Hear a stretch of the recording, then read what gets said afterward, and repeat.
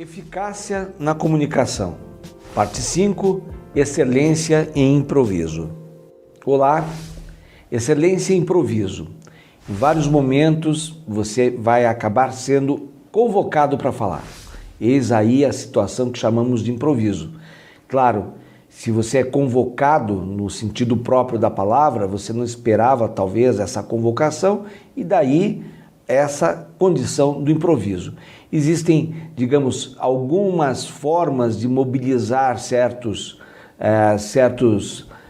estratégias e vamos conhecer aqui essas estratégias propriamente e como você vai se colocar diante da estratégia. Olha, em primeiro lugar é preciso dizer que se você foi convidado, né, para falar de improviso, palavra aqui convidado, não estava na programação, é bom dizer isso, sem improviso, é claro que você não sabia, porque senão você já teria, obviamente, criado lá o seu discurso, preparado. Se é de improviso, você foi pego mais ou menos no contrapé, então você tem que ter consciência, né, de alguns fundamentos que a esta altura você já conhece e como aplicá-los ali numa situação de improviso, em que você não preparou o tema, mas já sabe que está sendo convocado para falar sobre determinado tema. Então aqui vale a pena dizer o seguinte: de um modo geral, julga-se o convidado capaz de dirigir a palavra aos presentes. E só por isso não se espera que você, de uma hora para outra, exiba ali e desenvolva uma peça brilhante de oratória. Então, já isso deve tranquilizar você. Ninguém está esperando que você, puxa a vida, né, vai encantar todos num momento, em 2 minutos. Então, vá lá com muita tranquilidade, projetando essa sua personalidade, a sua segurança, compartilhe o poder dessa palavra, por assim dizer. Olha, e aí está, o improviso. Planeje. Mas como planejar? Se é planejar, então não teria sido improviso? Não, planeja naquele sentido de como você já tem como referência o discurso planejado, você conhece as partes daquele discurso clássico, os 3, pelo menos uma noção do que seja começo, meio e fim, para que não fique uma coisa embaralhada. Mais ainda, como é improviso, ninguém quer que você fale 20 minutos, 2 minutos, 3, 4, não sei, pouco tempo, vai depender da situação. Então, você pode planejar, inclusive, naquele tempo de deslocamento do local que você ocupa no tal evento, até o local propriamente em que você vai se apresentar. O palco, por exemplo, o centro, um círculo de amigos, alguma coisa desse tipo, você pode planejar. E aí, o que você deve fazer? Saiba como começar e terminar. Se você tiver, tem que ser tudo muito rápido. E é claro, se você foi chamado é porque, de um modo geral, sabem que você é capaz de cumprir a tarefa. Como começar e como terminar significa, em grande parte, ter consciência de que essa sua fala tem que gerar apenas um efeito. Não é o desenvolvimento de uma tese, é um efeito.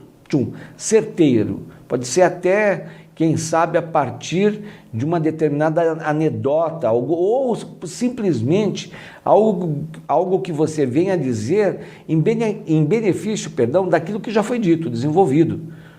O orador anterior, né, a pessoa antes de você, já terá feito referência a certas circunstâncias que você pode rematizar, simplesmente reforçar com outras palavras, explorar um outro aspecto, um outro colorido sobre tudo isso.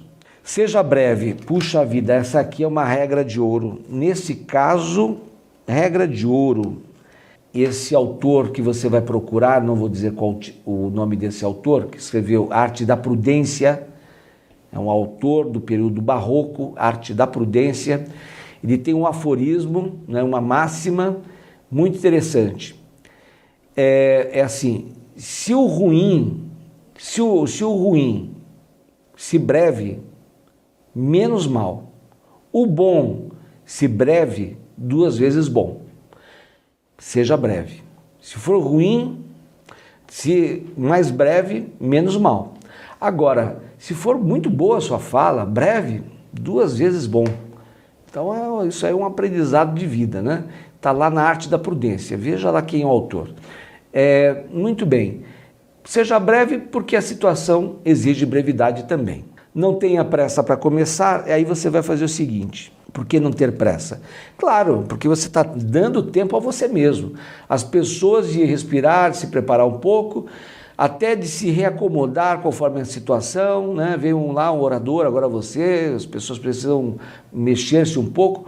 Muito bem, dê um tempinho para você, né?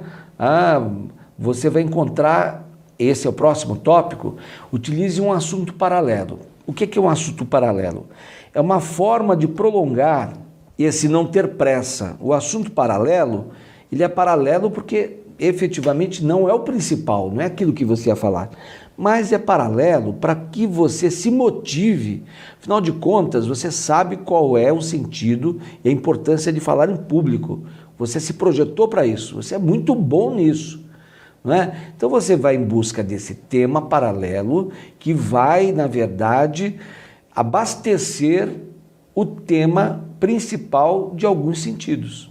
Pode ser uma anedota, o tema paralelo, pode ser uma questão que surgiu ali naquele momento, exatamente naquele momento em que você se deslocava, ou a tal curiosidade trazida pelo esse orador anterior, ou as circunstâncias postas ali, aquilo que, afinal de contas, é a razão mesma de todos estarem reunidos.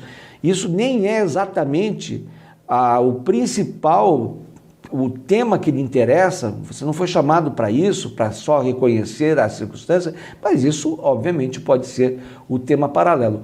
Muito frequentemente, aqueles oradores bastante hábeis, eles contam quase que uma anedota, alguma coisa engraçada, leve, não precisa gargalhar, só tirar um sorriso, algum riso contido, alguma coisa desse tipo. Ordene mentalmente a apresentação do tema. Como você conhece já o esqueleto, né, a ossatura de um discurso mais longo, como é que acontece?